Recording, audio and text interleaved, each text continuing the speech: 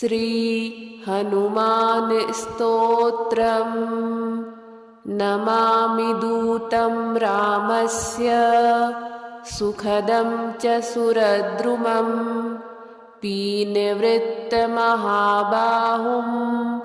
सर्वशत्रुनिबर्हणं नानारत्नसमायुक्त कुण्डलादिविभूषितं सर्वदाभीष्टदातारं सतां वै दृढमाहवे वासिनं चक्रतीर्थस्य दक्षिणस्थगिरौ सदा तुङ्गाम्भोदितरङ्गस्य वातेन परिशोभिते नानादेशागतः सद्भिः सेव्यमानं नृपोत्तमः धूपदीपादिनैवेद्यः पञ्चखाद्यश्च शक्तितः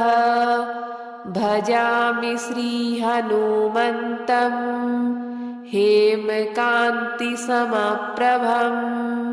व्यासतीर्थयतीन्द्रेण पूजितं प्रणिधानतः त्रिवारं यः पठेत् नित्यं स्तोत्रं भक्त्या द्विजोत्तमः वाञ्छितं लभतेऽभीष्टं षण्मासाभ्यन्तरे खलु पुत्रार्थी लभते पुत्रं यशोर्थी लभते यशः विद्यार्थी लभते विद्यां धनार्थी लभते धनम् सर्वथा मास्तु सन्देहो हरिः साक्षी जगत्पतिः यः करोत्यत्र सन्देहं स याति निरयं ध्रुवम् नमामि दूतं रामस्य सुखदं च सुरद्रुमं पीनवृत्तमहाबाहुं सर्वशत्रुनिबर्हणं नानारत्नसमायुक्त कुण्डलादिविभूषितं सर्वदाभीष्टदातारं सतां वै दृढमाहवे वासिनं चक्रतीर्थस्य दक्षिणस्थगिरौ सदा तुङ्गाम्भोदितरङ्गस्य वातेन परिशोभिते नानादेशागतः सद्भिः सेव्यमानं नृपोत्तमः धूपदीपादिनैवेद्यः पञ्चखाद्यश्च शक्तितः भजामि श्रीहनुमन्तं हेमकान्तिसमप्रभं व्यासतीर्थयतीन्द्रेण पूजितं प्रणिधानतः त्रिवारं यः पठेत् नित्यं स्तोत्रं भक्त्या द्विजोत्तमः वाञ्छितं लभतेऽभीष्टं षण्मासाभ्यन्तरे खलु पुत्रार्थी लभते पुत्रं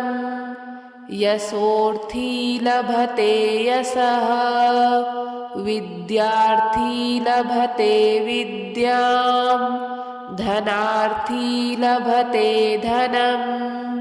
सर्वथा मास्तु सन्देहो हरिः साक्षी जगत्पतिः यः करोत्यत्र सन्देहं स याति निरयं ध्रुवम् नमामि दूतं रामस्य सुखदं च सुरद्रुमं पीनवृत्तमहाबाहुं सर्वशत्रुनिबर्हणम् नानारत्नसमायुक्त कुण्डलादिविभूषितं सर्वदाभीष्टदातारं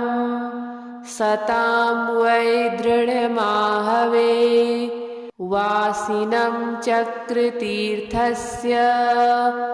दक्षिणस्थगिरौ सदा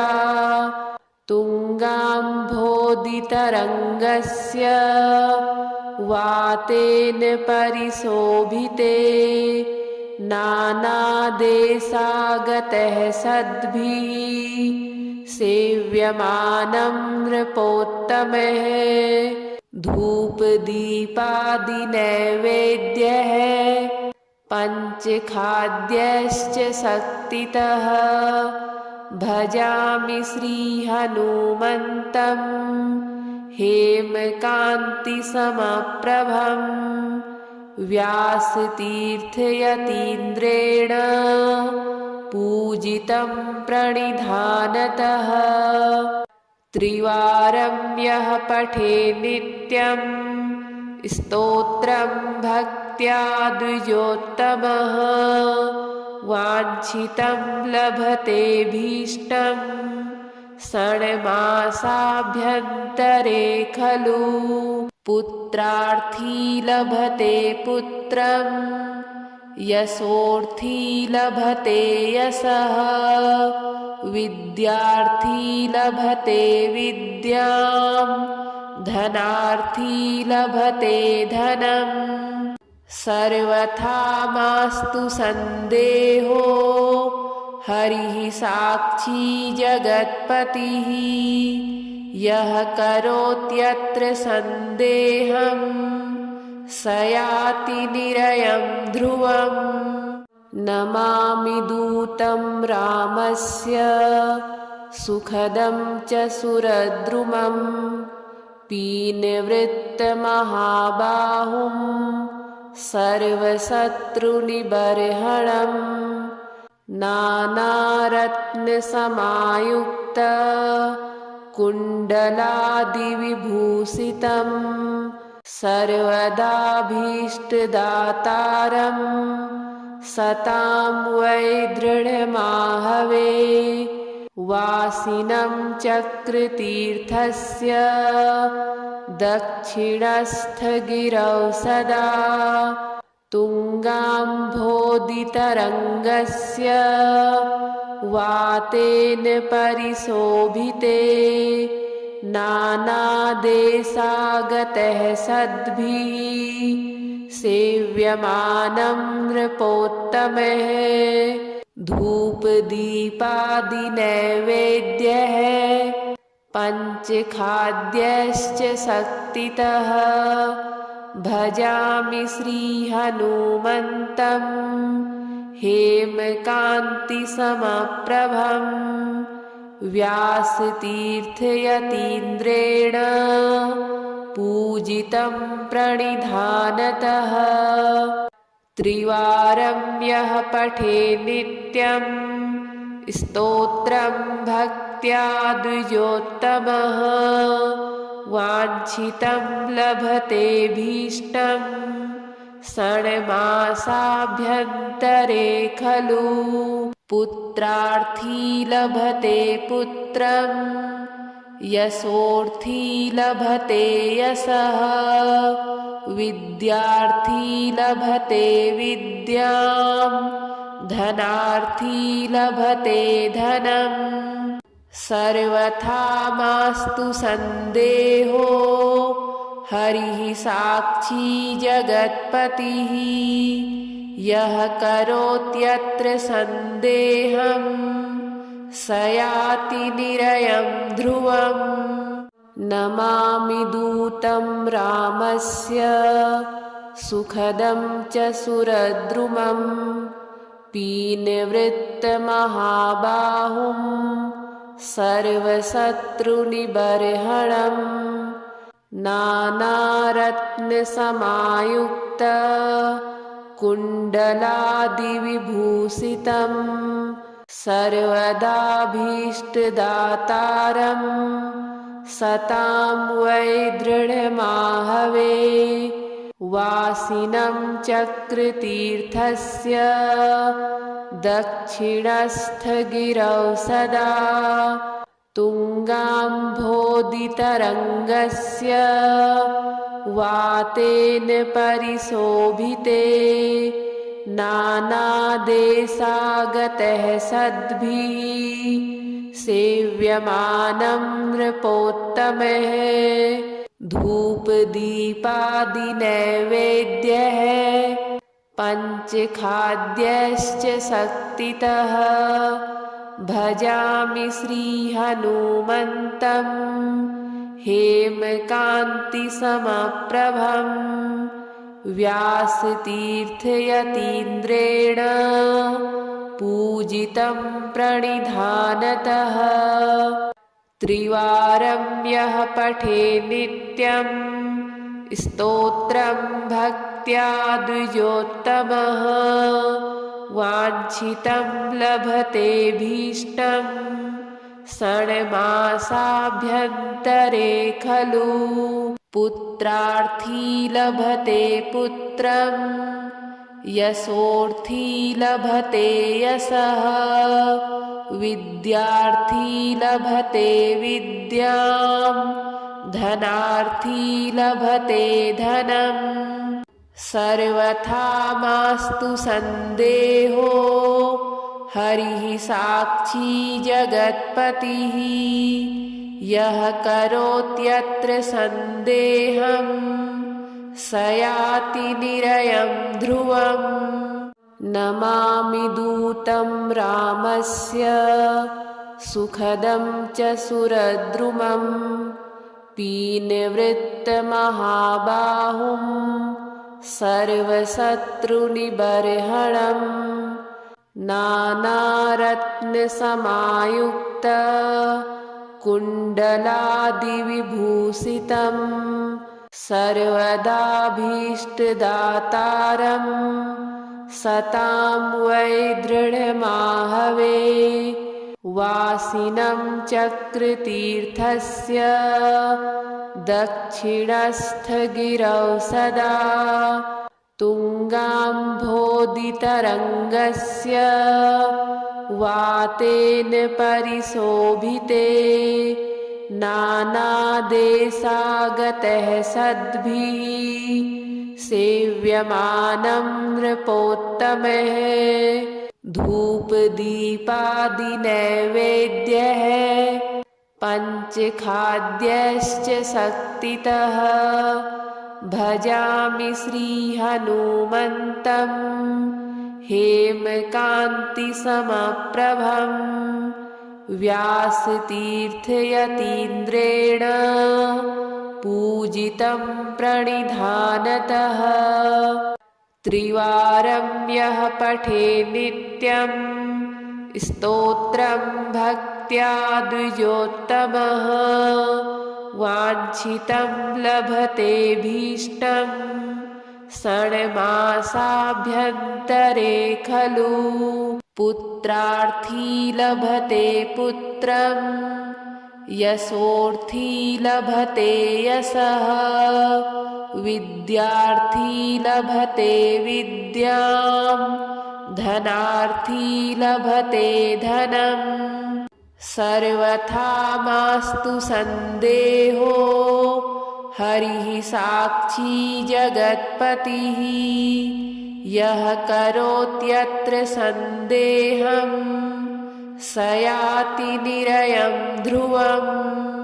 नमामि दूतं रामस्य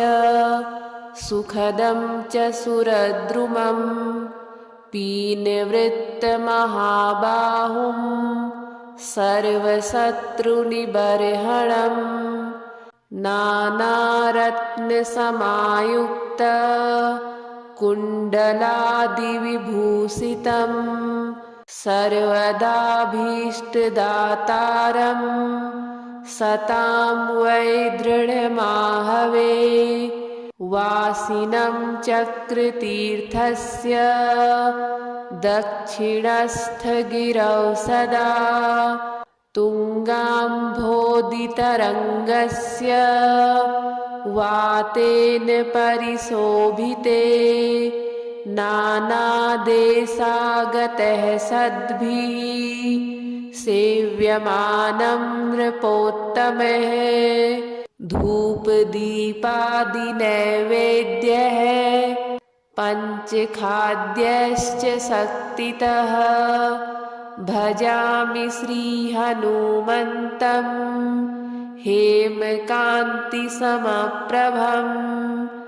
व्यासतीर्थयतीन्द्रेण पूजितं प्रणिधानतः त्रिवारं यः पठे नित्यं स्तोत्रं भक्त्या द्विजोत्तमः वाञ्छितं लभतेऽभीष्टं षण्मासाभ्यन्तरे खलु पुत्रार्थी लभते पुत्रं यशोर्थी लभते यशः विद्यार्थी लभते विद्यां धनार्थी लभते धनम् सर्वथा मास्तु सन्देहो हरिः साक्षी जगत्पतिः यः करोत्यत्र सन्देहं स याति निरयं ध्रुवम् नमामि दूतं रामस्य सुखदं च सुरद्रुमं पीनवृत्तमहाबाहुं सर्वशत्रुनिबर्हणं नानारत्नसमायुक्त कुण्डलादिविभूषितं सर्वदाभीष्टदातारं सतां वै दृढमाहवे वासिनं चक्रतीर्थस्य दक्षिणस्थगिरौ सदा तुङ्गाम्भोदितरङ्गस्य वातेन परिशोभिते नानादेशागतः सद्भिः सेव्यमानं नृपोत्तमः धूपदीपादिनैवेद्यः पञ्चखाद्यश्च शक्तितः भजामि श्रीहनुमन्तं हेमकान्तिसमप्रभं व्यासतीर्थयतीन्द्रेण पूजितं प्रणिधानतः त्रिवारं यः पठे नित्यं स्तोत्रं भक्त्या द्विजोत्तमः वाञ्छितं लभतेऽभीष्टं षण्मासाभ्यन्तरे खलु पुत्रार्थी लभते पुत्रं यशोर्थी लभते यशः विद्यार्थी लभते विद्यां धनार्थी लभते धनम् सर्वथा मास्तु सन्देहो हरिः साक्षी जगत्पतिः यः करोत्यत्र सन्देहं स याति निरयं ध्रुवम् नमामि दूतं रामस्य सुखदं च सुरद्रुमं पीनवृत्तमहाबाहुं सर्वशत्रुनिबर्हणं नानारत्नसमायुक्त कुण्डलादिविभूषितं सर्वदाभीष्टदातारं सतां वै दृढमाहवे वासिनं चक्रतीर्थस्य दक्षिणस्थगिरौ सदा तुङ्गाम्भोदितरङ्गस्य वातेन परिशोभिते नानादेशागतः सद्भिः सेव्यमानं नृपोत्तमः धूपदीपादिनैवेद्यः पञ्चखाद्यश्च शक्तितः भजामि श्रीहनुमन्तं हेमकान्तिसमप्रभं व्यासतीर्थयतीन्द्रेण पूजितं प्रणिधानतः त्रिवारं यः पठे नित्यं स्तोत्रं भक्त्या द्विजोत्तमः वाञ्छितं लभतेऽभीष्टं षण्मासाभ्यन्तरे खलु पुत्रार्थी लभते पुत्रं यशोर्थी लभते यशः विद्यार्थी लभते विद्यां धनार्थी लभते धनम् सर्वथा मास्तु सन्देहो हरिः साक्षी जगत्पतिः यः करोत्यत्र सन्देहं स याति निरयं ध्रुवम् नमामि दूतं रामस्य सुखदं च सुरद्रुमं पीनवृत्तमहाबाहुं सर्वशत्रुनिबर्हणं नानारत्नसमायुक्त कुण्डलादिविभूषितं सर्वदाभीष्टदातारं सतां वै दृढमाहवे वासिनं चक्रतीर्थस्य दक्षिणस्थगिरौ सदा तुङ्गाम्भोदितरङ्गस्य वातेन परिशोभिते नानादेशागतः सद्भिः सेव्यमानं नृपोत्तमः धूपदीपादिनैवेद्यः पञ्चखाद्यश्च शक्तितः भजामि श्रीहनुमन्तं हेमकान्तिसमप्रभं व्यासतीर्थयतीन्द्रेण पूजितं प्रणिधानतः त्रिवारं यः पठे नित्यं स्तोत्रं भक्त्या द्विजोत्तमः वाञ्छितं लभतेऽभीष्टं षण्मासाभ्यन्तरे खलु पुत्रार्थी लभते पुत्रं यशोर्थी लभते यशः विद्यार्थी लभते विद्यां धनार्थी लभते धनम् सर्वथा मास्तु सन्देहो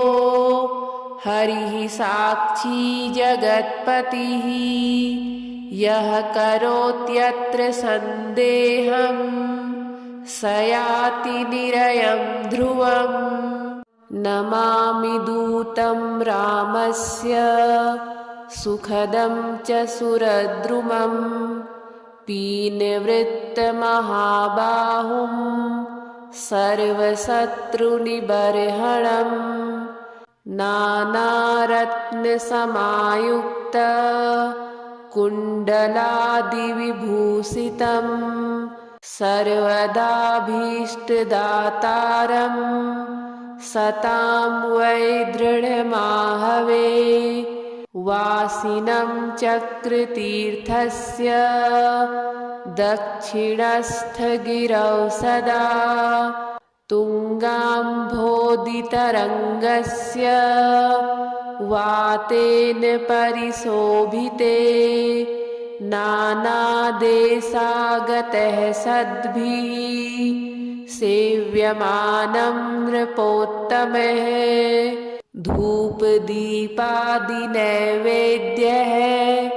पञ्चखाद्यश्च शक्तितः भजामि श्रीहनुमन्तं हेमकान्तिसमप्रभं व्यासतीर्थयतीन्द्रेण पूजितं प्रणिधानतः त्रिवारं यः पठे नित्यं स्तोत्रं भक्त्या द्विजोत्तमः वाञ्छितं लभतेऽभीष्टं षण्मासाभ्यन्तरे खलु पुत्रार्थी लभते पुत्रं यशोर्थी लभते यशः विद्यार्थी लभते विद्यां धनार्थी लभते धनम् सर्वथा मास्तु सन्देहो हरिः साक्षी जगत्पतिः यः करोत्यत्र सन्देहं स याति निरसनं